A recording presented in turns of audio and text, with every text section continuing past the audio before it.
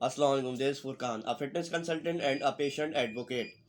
आज की वीडियो में मैं बात करूंगा ऑटोफेजी और डायबिटीज़ के बारे में। देखिए, ऑटोफेजी और डायबिटीज़ का बहुत ज़्यादा स्ट्रॉन्ग रिलेशन है।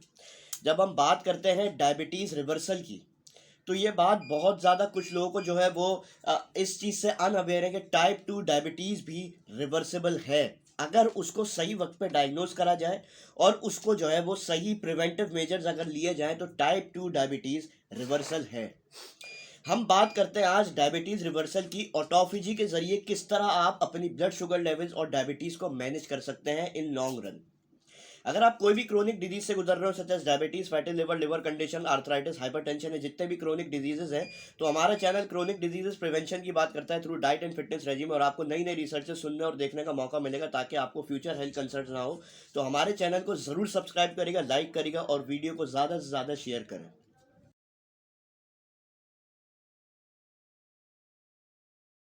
बात आती है डायबिटीज़ की, जो मेन चीज़, जो कल्प्रिट है ना डायबिटीज़ का, वो है इंसुलिन रेजिस्टेंस। सारा जो डायबिटीज़ की वजह से आपके ऑर्गन डैमेज हुए हो या कुछ भी हुआ हो, वो सारा इंसुलिन रेजिस्टेंस की वजह से आपकी बॉडी में हुआ है। हम क्रोनिक डिजीजेस की बात करते हैं, क्रोनिक डिजीजेस भी, इंसुलिन रेजिस्टेंस क्रोनिक डिजीजेस का भी एक तरीके से कल्प्रिट है 90% क्रोनिक डिजीजेस का। अब देखें, पहले हम बात कर लेते हैं कि ऑटोफेजी क्या है।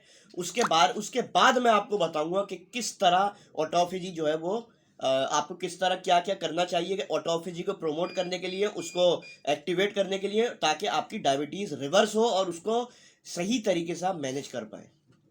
देखिए, ऑटोफेजी जो है वो एक नेचुरल रेगुलेशन है आपकी बॉडी में, जो कि वो एक प्रोसेस है जिसमें आपके सेल्स ब्रेक डाउन होते हैं और वो सारी टॉक्सिक्स टॉक्सिन्स को आपकी बॉडी में से रिमूव करते हैं।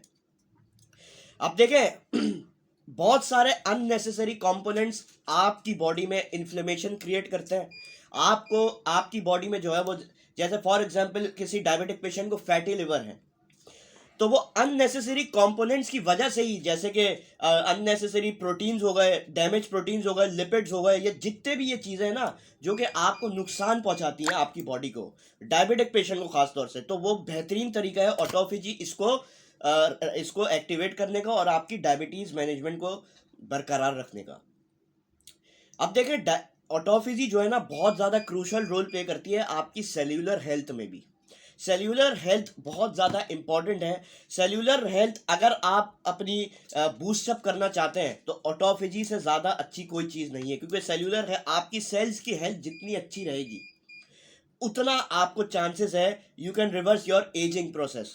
और आपके अंदर जितनी भी सिम्टम्स हैं, इन्फ्लेमेशन हो गई या जितनी भी चीज़ें हैं जो कि आपको क्रोनिक डिजीजेस की तरफ लेके जा रही हैं, वो आपकी बहुत ज़्यादा मदद कर सकती है ऑटोफेजी।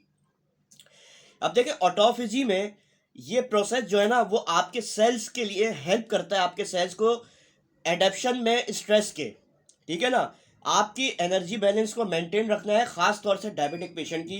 कुछ लोग जो है वो ऑटोफेजी को ये समझते हैं अगर हम फास्टिंग की स्टेट में हो, क्योंकि फास्टिंग की स्टेट में ऑटोफेजी एक्टिवेट होता है कि फास्टिंग आपको करनी है ताकि आपका ऑटोफेजी प्रोसेस जो है वो एक्टिवेट हो। अब कुछ लोग ये समझते हैं अगर हम डायबिटिक पेशेंट हैं और हमें हाइपोग्लाइसीमिया ना हो जाए फास्टिंग के दौरान, तो उसकी भी मैं आपको आगे बताता हूँ। लेकिन ऑटोफेजी को आपको अगर एक्टिवेट करना है तो ये आगे जाके आपके एनर्जी भी बैलेंस करता है, आपके एनर्जी लेवल्स को, और ये आपको हाइपोग्लाइसीमिया होने से भी बचाता है। अब देखिए, कनेक्शन सुन लें ऑटोफेजी और डायबिटीज का। ये बात ध्यान से सुनिएगा, ये शायद आपको आपके हेल्थ केयर प्रोवाइडर ने ना बताई हो। देखिए, ऑटोफेजी दोनों टाइप 2 डायबिटीज और टाइप 1 डायबिटीज में भी फायदेमंद है, लेकिन रिसर्चेस और मेडिकल एक्सपर्ट्स की ये राय है कि टाइप 2 डायबिटीज में ऑटोफेजी बहुत ज़्यादा रोल प्ले करती है इन मैनेजिंग और इन रिवर्सिंग। अब देखिए, सबसे पहले ऑटोफेजी इन इंसुलिन रेजिस्टेंस, इसका कनेक्शन देखें। ऑटोफेजी का जो सिस्टम है, जो प्रोसेस है, वो आपके रेगुलेट करता है आपकी इंसुलिन बैलेंस को, यानी इंसुलिन लेवल्स के जितने भी बैलेंस आउट हुआ हुआ है ना, जिसकी वजह से आपकी इंसुलिन रेजिस्टेंस आपकी बॉडी में हुई है और आपके ब्लड शुगर लेवल्स हाई हैं, तो ये सबसे पहले तो उसको कंट्रोल करता है, उसको रीजनरेट करता है, और ये आपके डैमेज प्रोटीन्स को, जितनी भी आपकी पैंक्रियास में फॉर एग्जांपल अक्यूमुलेशन हुई भी है फैट की, आपकी बॉडी में अक्यूमुलेशन हुई हुई है प्रोटीन की, ऑर्जिनल्स ये है डैमेज सेल्स, उसको जो है उस अक्यूमुलेशन को जो है वो उसको कट ऑफ करता है आपकी बॉडी में से ऑटोफेजी का प्रोसेस, और उसको जो है वो किल कर देता है आपके अंदर, ताकि आपको डायबिटीज के जितने फर्दर कॉम्प्लिकेशन और इंसुलिन रेजिस्टेंस की वजह से उसको जो है वो मदद मिले, ताकि आप जो है वो उन चीज़ों से निजात हासिल कर सकें। इंसुलिन है ना, वो मसल सेल्स, लिवर सेल्स और फैट सेल्स के अंदर जाके आपको, अगर वो सही से इन सेल्स के अंदर एंटर नहीं हो रही, तो you are prone to have insulin resistance. ठीक है ना, तो अगर ये तीनों चीज़ों में आपकी इंसुलिन सही से एंटर नहीं होती, जिसकी वजह से आपको इंसुलिन रेजिस्टेंस है, वो खैर हम किसी और वीडियो में अगर बात करेंगे आगे जाके। देखिए टाइप 2 डायबिटीज़ में ऑटोफेजी, अगर आप ऑटोफेजी के प्रोसेस आपकी बॉडी में एक्टिवेट हो गया है थ्रू फास्टिंग, आपकी इंसुलिन सेल्स को सही से रिस्पॉन्ड करती है, और दोनों वाइस वर्सा, सेल्स भी इंसुलिन को सही से रिस्पॉन्ड करता है ताकि वो सही से एंटर हो, और ये आपके ब्लड शुगर लेवल्स को मैनेज करती है ताकि आप इंसुलिन सेंसिटिव हो सके। अब दूसरा जो पॉइंट है, relationship between autophagy and insulin sensitivity in reversing type 2 diabetes. देखिए जो है ना, वो हेल्प करती है इंसुलिन रिसेप्टर्स के फंक्शन को प्रॉपरली फंक्शन करने का, यानी कि ये आपके जितने भी पाथवेज, जितने भी सिग्नलिंग पाथवेज हैं, इंसुलिन जो प्रोड्यूस होती है, पैंक्रियाज इंसुलिन प्रोड्यूस करता है, रिलीज करता है।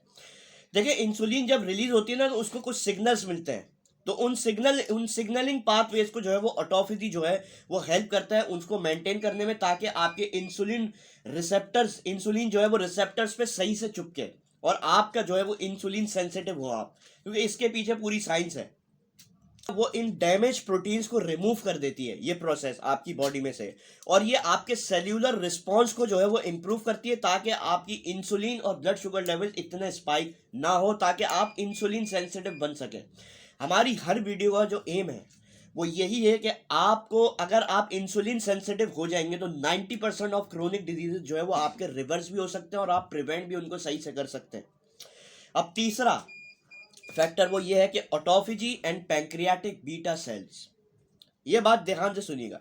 देखिए टाइप 2 डायबिटीज में पैंक्रियाटिक बीटा सेल्स, मतलब कि जो कि आपकी बॉडी में इंसुलिन प्रोड्यूस करते हैं, इंसुलिन रिलीज करते हैं, ठीक है ना, वो डिसफंक्शन हो जाता है बिकॉज ऑफ स्ट्रेस और ओवरवर्क। पैंक्रियास पे जितना स्ट्रेस पड़ेगा, और स्ट्रेस किस तरह पड़ता है, कार्बोहाइड्रेट की ज़्यादा इंटेक करने से, एडेड शुगर की इंटेक करने से, और जितने भी रिफाइंड प्रोडक्ट्स हैं, फूड्स हैं, उनकी ओवर कंजम्पशन की वजह से आपके पैंक्रियास पे एक वक्त आता है वो स्ट्रेस पड़ जाता है, और ओवरवर्क, इंसुलिन जब बहुत ज़्यादा वक्तन फवक्तन रिलीज करता है आपका पैंक्रियास, तो वो स्ट्रेस आउट हो जाता है, जिसकी वजह से आपको टाइप 2 डायबिटीज़ होती है। कुछ स्टडीज़ ये बताती है कि ऑटोफेजी का प्रोसेस जब एक्टिवेट होता है आपकी बॉडी में, तो ये आपकी बॉडी में बीटा सेल्स को रीजनरेशन की मदद करता है। आपके सेल्स जितने रीजनरेट होंगे पैंक्रियास के, उतना चांसेस है कि आपकी डायबिटीज़ मैनेज रहे, और आगे जाके अगर आप इस ऑटोफेजी के प्रोसेस को जो है वो मेंटेन रखते हैं, तो आपकी डायबिटीज़ भी रिवर्स हो सकती है। अब देखें, ये आपके सेल्यूलर फंक्शन को तो इनहेंस करता ही है, ये आपकी डायबिटीज़ को भी रिवर्स कर सकती है। वो किस तरह से, देखें ऑटोफेजी और इन्फ्लेमेशन की अगर हम बात करें, इन्फ्लेमेशन और ऑक्सीडेटिव स्ट्रेस की वजह से आपको टाइप 2 डायबिटीज हुई है, ठीक है ना। उसमें ये होता है कि ऑटोफेजी जो पावर हाउस ऑफ सेल्स है, mitochondria power house of cells है, ठीक है ना, माइटोकॉन्ड्रिया को बोलते हैं आपकी बॉडी में जो सेल्स के फंक्शन को लुक देखता है सारा, पावर हाउस ऑफ सेल्स। अब उसको जो है वो उस माइटोकॉन्ड्रिया के स्ट्रेस को रिड्यूस करता है ऑटोफेजी का प्रोसेस, और ये आपकी बॉडी में जितनी आपकी इन्फ्लेमेशन कम होगी आपकी बॉडी में, उतना चांसेस है आपकी डायबिटीज़ मैनेज हो, और उतना चांस है कि रिवर्स भी हो सके। तो ऑटोफेजी सबसे पहले जो है वो इन्फ्लेमेशन को कम करती है आपकी बॉडी में से। और ऑटोफेजी एंड फास्टिंग, यानी कि अगर आप फास्टिंग कर रहे हैं तो fasting is the best method to activate autophagy process, ठीक है ना। तो फास्टिंग से एक तो आपको इंसुलिन सेंसिटिव आप हो जाते हैं, उसके बाद आपकी ब्लड शुगर लेवल जो है वो मेंटेन रहते हैं, और फास्टिंग से आप अपना एक्सेस बॉडी वेट भी ड्रॉप करते हैं, जो कि सबसे ज़्यादा क्रूशल रोल प्ले करता है इन डेवलपिंग डायबिटीज़।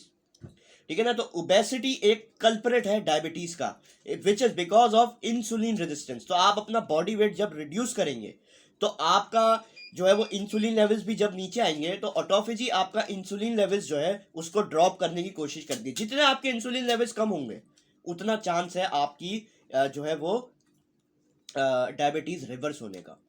और उसके बाद जो है वो सबसे ज़्यादा इंपॉर्टेंट न्यूट्रिएंट जो है, जैसे कि अमीनो एसिड्स हो गए और पर्टिकुलरली ल्यूसिन हो गया। ल्यूसिन जो है वो ऑटोफेजी के प्रोसेस को जो है वो एक्टिवेट करने में मदद करता है आपकी। अब देखें, कार्बोहाइड्रेट और प्रोटीन की अगर आप कंजम्पशन बहुत कम करें तो ये भी ड्यूरिंग फास्टिंग, अगर आप कार्बोहाइड्रेट और प्रोटीन की कंजम्पशन कम करते हैं तो ये आपकी ऑटोफेजी के प्रोसेस को एक्टिवेट करता है। सवाल ये उठता होगा हर डायबिटिक पेशेंट के दिमाग में कि यार ऑटोफेजी का प्रोसेस हमने समझ लिया है, हम इसको एक्टिवेट किस तरह करें, इसको प्रमोट किस तरह करें। देखिए, सबसे पहले you have to do intermittent fasting. Intermittent fasting का मतलब कि आपको 8 घंटे तक अपनी कैलोरी कंजम्पशन करनी है और 16 घंटे आपको ड्राई फास्ट पे रहना है। और अगर बहुत सारे लोग जो है वो अगर इसको जो है वो रिलायबल समझे तो वाटर फास्ट भी आप कर सकते हैं, लेकिन आपको 16 घंटे के अंदर कोई कैलोरी कंजम्पशन नहीं करनी, और इससे जो है वो आपका बॉडी वेट भी रिड्यूस होगा। उसके बाद एक्सरसाइज, स्पेशली स्ट्रेंथ ट्रेनिंग जो है वो ऑटोफेजी के प्रोसेस को जो है वो एक्टिवेट करती है। और मसल सेल्स जो है वो आपके, जितने मसल सेल्स एक्टिवेट होंगे ना आपके, उतना आपको इंसुलिन सेंसिटिव होने का ज़्यादा इम्कान है। तो आप इंसुलिन सेंसिटिव होंगे ऑटोफेजी के प्रोसेस के दौरान अगर आप स्ट्रेंथ ट्रेनिंग करें रोज। उसके बाद you have to go on low carb diet and high good fat diet. यानी कि अगर आप लो फैट डाइट कंज्यूम कर रहे हैं या गुड फैट्स डाइट कंज्यूम कर रहे हैं तो ये आपके फैट बर्निंग प्रोसेस में भी मदद करती है, सच एज कीटोजेनिक डाइट, और ये आपके ऑटोफेजी के प्रोसेस को भी स्टिमुलेट करती है। और स्लीप बहुत ज़्यादा प्रोमोट करती है ऑटोफेजी को। देखिए, आपके ब्लड शुगर लेवल जो है ना वो, क्या पता आपको स्ट्रेस की वजह से, जब कॉर्टिसोल रिलीज होता है उसकी वजह से आपको स्लीप एपनिया हो, तो ऑटोफेजी का प्रोसेस जो है ना वो आपकी एक तो स्लीप भी इंप्रूव करता है, और जब आपकी स्लीप इंप्रूव होगी तो वाइस वर्सा, यानी कि ऑटोफेजी का प्रोसेस जो है वो भी खुद ब खुद एक्टिवेट हो जाएगा। ये बहुत ज़्यादा इंपॉर्टेंट वीडियो थी जो कि मैंने हर डायबिटिक पेशेंट को बताना था कि ऑटोफेजी के ज़रिए भी आप अपनी डायबिटीज़ रिवर्स कर सकते हैं। ये एक लॉन्ग टर्म प्रोसेस है लेकिन बहुत ज़्यादा इफेक्टिव है और इसका कोई नुकसान नहीं है इन लॉन्ग टर्म। अपने डायबिटोलॉजिस्ट और एंडोक्रिनोलॉजिस्ट से फर्दर डायबिटिक ट्रीटमेंट के बारे में ज़रूर राब्ते में रहिए। शुक्रिया।